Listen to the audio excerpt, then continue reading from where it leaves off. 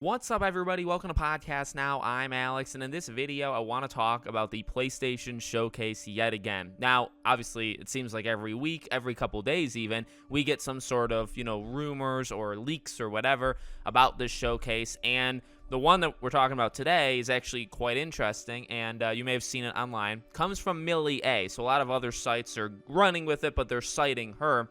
And she talks about how because of the Microsoft acquisition and because all these ratings boards, right, they have to approve it, because of that, Sony has delayed the showcase. And she says exclusive titles and first-party IP were locked in. Sony believes the showcase will add weight to Microsoft's arguments. Silent Hill and Kojima, Who Am I reveal, were part of the show. The initial announcement of the showcase was scheduled for October 11th, and the showcase was scheduled to take place on October 20th, so that would be like this Thursday, I believe, right?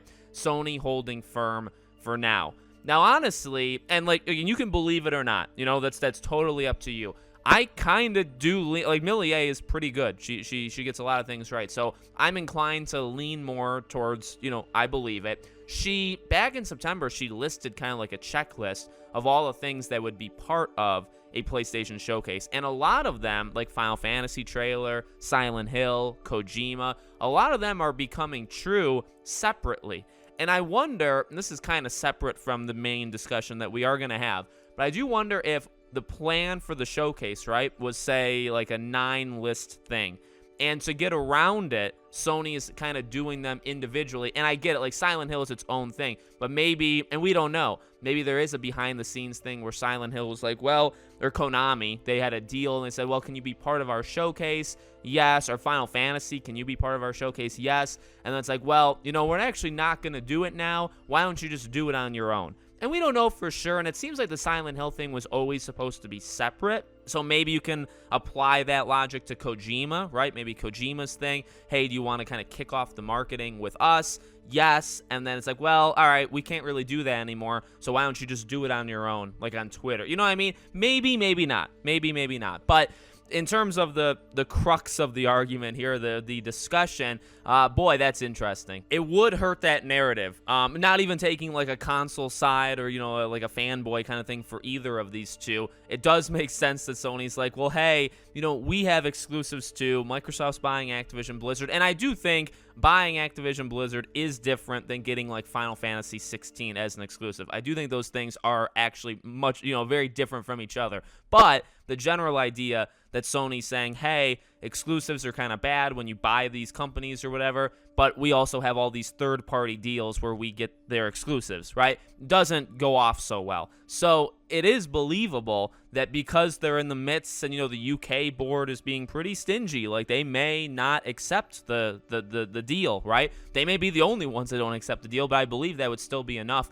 to stop it, right? So Sony, again, I mean, you can understand the logic, whether you agree or not, that's separate, right? But you could understand Sony's like, oh, shoot, well, we kind of have like, if we do our showcase, we had planned like 4 third-party things, and then we had like 4 exclusives. And so that's not going to go over well, considering half of our showcase is not even our stuff, but we bought them, and so they are going to be ours. So I can kind of see where they're coming from. Now, my response to this would be, look, if you're not going to have a showcase in 2022 because of this, that's quite sad, in my opinion. And also, if you can't put together, and maybe that's what the state of play was, that's why they did a state of play, because I do think they have enough stuff, especially with PSVR, and I keep saying, right, we just talked about this last week. I think the best of both worlds, even though it really isn't the best of both worlds, is to do a state of play on PSVR 2. So you get like a showcase, even though it's not, and it's only on PSVR 2, but you get like a 20-30 minute thing where you get a bunch of games, you get the release date. But here's the thing, you could put that into an actual showcase. You could have a showcase that's an hour long, and half of it is just VR, is just PSVR 2, that's it. The other half is Spider-Man.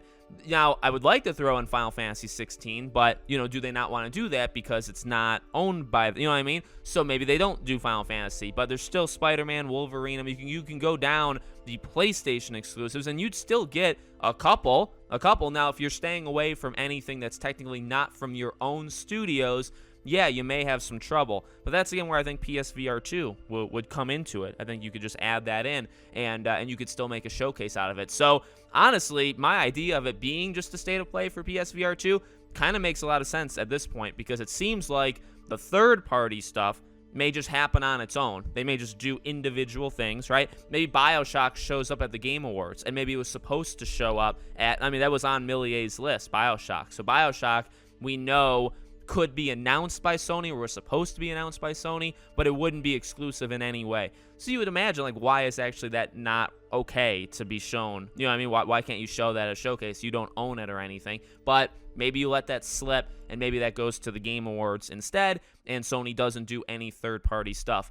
I don't know. I just think it holding them back from doing some sort of presentation. And again, you could argue that State of Play was the presentation.